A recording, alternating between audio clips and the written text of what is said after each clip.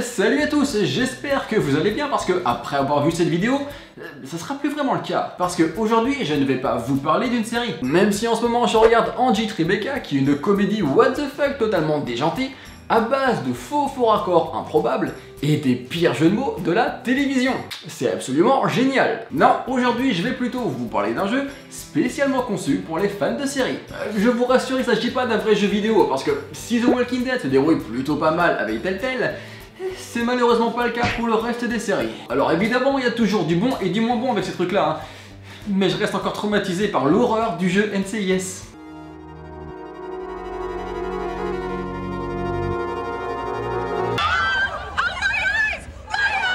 Du coup, comme je disais, c'est pas vraiment un jeu vidéo, c'est plutôt une sorte d'application ou un site interactif. Alors ça s'appelle popcorntv.fr, c'est gratuit, et je préfère vous prévenir tout de suite, hein, c'est devenu le site le plus détesté de tous les fans de séries.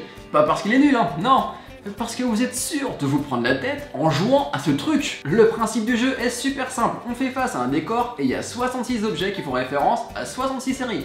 Du coup, notre but, c'est de trouver à quelles séries font référence ces objets.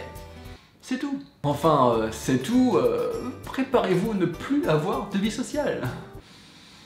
Oui, parce que je sais déjà ce que vous allez me dire. Ben c'est super simple, on reconnaît directement le zombie de The Walking Dead. Ouais, sauf qu'en fait, c'est là que le jeu est ultra sadique. Parce que oui, au début, on va retrouver plein de séries ultra évidentes, même si on les regarde pas. Et du coup, on commence à prendre la confiance et à penser qu'on est meilleur que le jeu.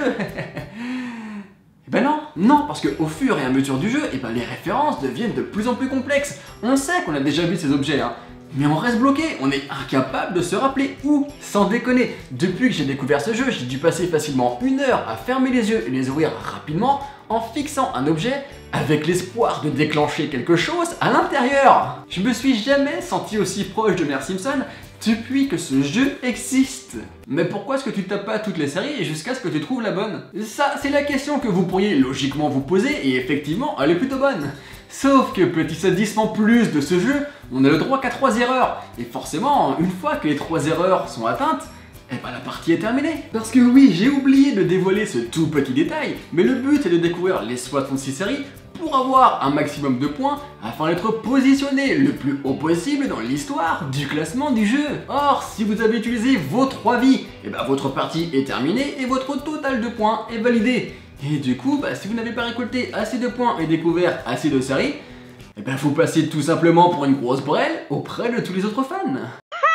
Du coup, puisqu'on sait qu'on a le droit qu'à 3 erreurs avant de passer officiellement pour une grosse brêle auprès de tous les autres fans, on commence à se prendre la tête, parce qu'on a beau essayer de se la jouer stratégique, de faire marcher notre mémoire, au bout d'un moment, on commence à s'énerver, à pleurer, à tricher.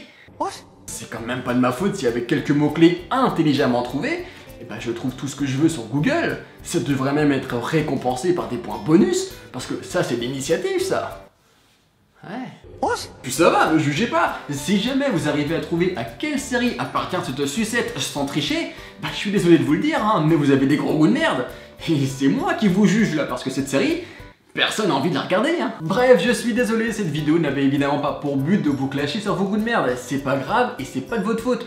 Non, j'avais simplement envie de vous parler de ce petit jeu parce que je le trouve super cool et bien pensé, même s'il m'a fait perdre quelques cheveux. Il n'y a pas tant de trucs comme ça dédiés aux séries, donc pour une fois qu'il y en a un, ça me paraissait logique de vous le présenter. Et si jamais vous avez besoin d'une autre raison pour jouer à ce jeu et perdre tous vos cheveux et bouffer tous vos ongles, on a le droit parfois à quelques blind tests chronométrés ultra stressants et super cool pour gagner quelques points bonus. Bon, clairement, si vous êtes du genre à zapper le générique d'une série dès qu'il n'y a rien, vous serez dans la merde.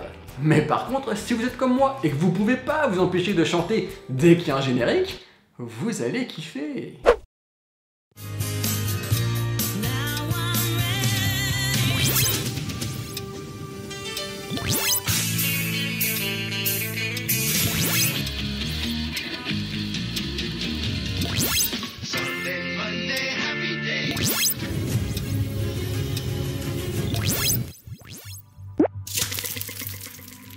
D'ailleurs, petite question comme ça qui n'a rien à voir avec le jeu, c'est quoi vos chansons de générique préférées? Vous savez, celles que vous pouvez pas vous empêcher de chanter ou de vocaliser. Franchement, si je devais en choisir 5, je pense que je dirais Friends, Malcolm, Game of Thrones, Chuck, et puis Scrubs, ou Le Prince de Bel-Air, ou Mon oncle Charlie, ou Hush, Ou The Big Bang Theory en fait. Putain, il y en a trop. Voilà, j'espère que cette petite vidéo vous aura donné envie de jouer à ce jeu, et si c'est le cas, je vous ai mis un lien dans la description. Et je vous ai également mis la liste de toutes les séries que j'ai pu découvrir, au cas où vous buggeriez devant certains objets. Parce qu'il y a des vieilles séries et des séries un petit peu moins connues, donc si jamais ça peut vous aider. Au moment où je fais cette vidéo, j'ai pas encore terminé de jouer, mais j'ai découvert 49 séries, j'ai 1320 points, et il me reste plus qu'une seule vie. Bah on y croit, hein. Merde. N'hésitez pas à mettre votre score dans les commentaires, moi je vous dis bonne chance, et à la prochaine.